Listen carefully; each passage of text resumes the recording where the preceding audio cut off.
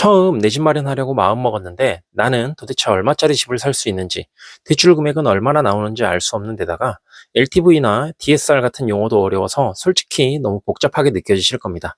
특히 주택담보대출을 처음 이용하는 분들 대부분이 DSR 때문에 한도가 안 나온다, LTV 한도 때문에 대출이 안 된다, 은행에 가도 정확한 대출 금액을 알려주지 않는다, 이런 말만 계속 들으니까 아예 집을 매수하거나 대출을 알아보러 가는 것 자체가 망설여졌을 수도 있어요. 실제 주변 사람들만 봐도 대체 집 사는데 얼마가 필요한 거야? LTV 70%라면서 왜 실제 대출은 조금밖에 안 나와? 이런 질문을 정말 많이 합니다. 그래서 오늘은 아직 주택담보대출을 한 번도 안 써본 분들, 특히 LTV, DSR 기준으로 정확히 대출이 얼마나 나오는지 모르는 분들을 위해 영상으로 정리해 보려고 합니다. 은행 직원 기준이 아니라 실제로 집을 사려는 사람 입장에서 어떤 은행에서 대출을 받아야 하는지, 대출 기준이 되는 시세는 무엇인지, LTV, DSR이 실제로 어떻게 작동하는지, 정말 현실적으로 내가 살 수 있는 아파트 금액은 얼마인지, 불필요한 설명은 최대한 빼고 지금 내 상황에서 판단에 꼭 필요한 것들만 순서대로 정리해 드릴게요. 이 영상 끝까지 보시면 적어도 나는 얼마짜리 집을 살 수 있는지, 종잣돈을 얼마나 모아야 하는지를 혼자서도 명확하게 판단할 수 있을 겁니다. 그럼 영상 시작하겠습니다. 먼저 꼭 알아야 할 기초적인 개념부터 설명할게요. 우리가 아파트를 살 때 대출받는다는 이야기를 많이 들어보셨을 거예요. 여기서 말하는 대출은 주택담보대출입니다. 쉽게 말해 집을 담보로 대출을 해주는 것이죠. 그렇다면 과연 집을 담보로 대출을 얼마나 많이 해줄까요? 10억짜리 집을 사는데 10억을 대출해 줄까요? 그렇지 않습니다. 집 가격 대비 어느 정도까지만 대출을 해주도록 정해져 있어요. 이게 바로 여러분이 어려워하는 개념 중 하나인 LTV입니다.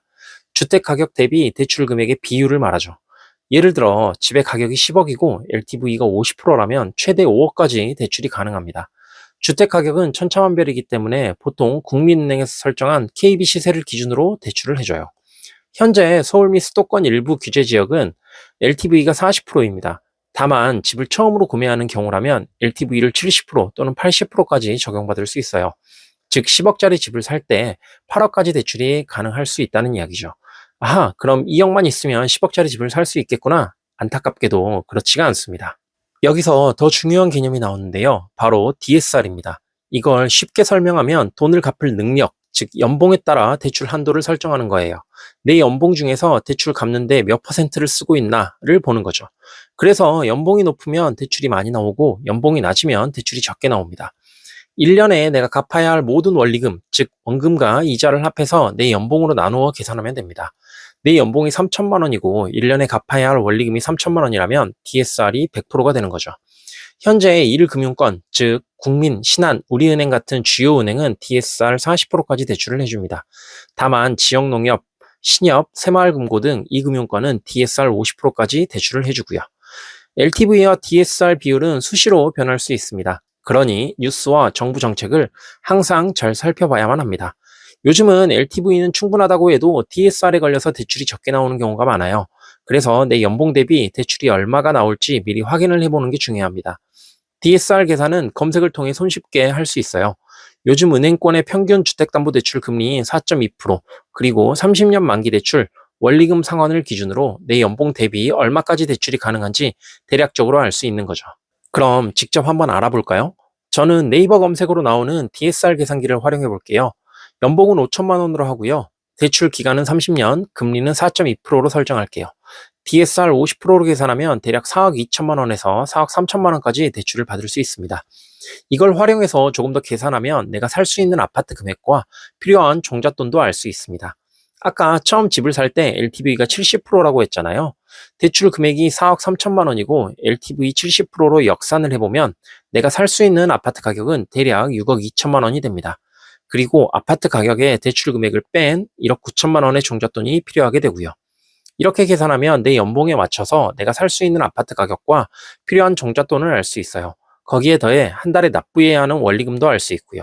그런데 지금 서울을 포함한 조정지역은 최대 6억까지만 대출을 받을 수 있어요. 그래서 6억이 넘는 금액을 모두 준비하려면 필요한 금액이 더 늘어날 수 있습니다. 사실 내가 감당할 수 있는 대출 금액은 사람마다 모두 달라요. 대출을 최대로 받으려고 하니 대출 이자를 갚는 게 부담될 수 있거든요. 그러니 앞에 나온 LTV와 DSR 개념을 잘 활용해 자신이 감당할 수 있는 대출 금액과 살 수 있는 아파트 가격을 스스로 계산해 보기를 추천드립니다. 여기까지가 기본 개념이고요. 대출을 조금 더 현명하게 활용하는 방법에 대해 알려드릴게요. 아마 충분한 돈을 가지고 아파트 사는 사람은 없을 거예요. 그러다 보니 조금이라도 대출을 많이 받으면 좋잖아요. 대출을 조금이나마 많이 받을 수 있는 방법을 알려드리겠습니다. 일단 대출을 많이 받으려면 DSR을 높게 만들어야 합니다. 첫 번째는 내 연봉을 올리면 됩니다. 이게 가장 간단하고 직관적인 방법인데 현실적으로 굉장히 어렵죠. 두 번째 방법은 부부 합산 소득으로 DSR을 계산하는 방법입니다. 결혼했거나 결혼을 앞둔 예비 부부인 경우 서로의 연봉을 합해서 대출을 받을 수 있어요. 각자 한 사람의 연봉으로 계산했을 때보다 대출 금액이 확 늘어나겠죠? 세 번째, 원금 균등 상환을 활용하는 겁니다. 앞부분에서 저는 원리금 균등 상환 방식을 기준으로 설명드렸어요. 그런데 이걸 원금 균등 상환 방식으로 바꾸면 DSR이 조금 더 늘어납니다. 원금 균등 상환은 초반 상환 금액이 늘어나 가계에 조금 부담이 될 수는 있어요. 하지만 초반의 압박만 견디면 대출이 더 나오므로 충분히 고려해 볼 만한 방법입니다. 그리고 대출은 과연 어떤 은행에서 받는 것이 유리할까요? 많은 분들이 본인의 주거래 은행에서 대출을 받으면 좋다고 생각합니다. 그것은 완전히 잘못된 생각이에요. 주거래 은행이라고 해서 꼭 대출이 많이 나오고 금리가 저렴하지 않습니다. 사실 대출을 받을 때 가장 좋은 은행은 금리가 저렴한 은행입니다.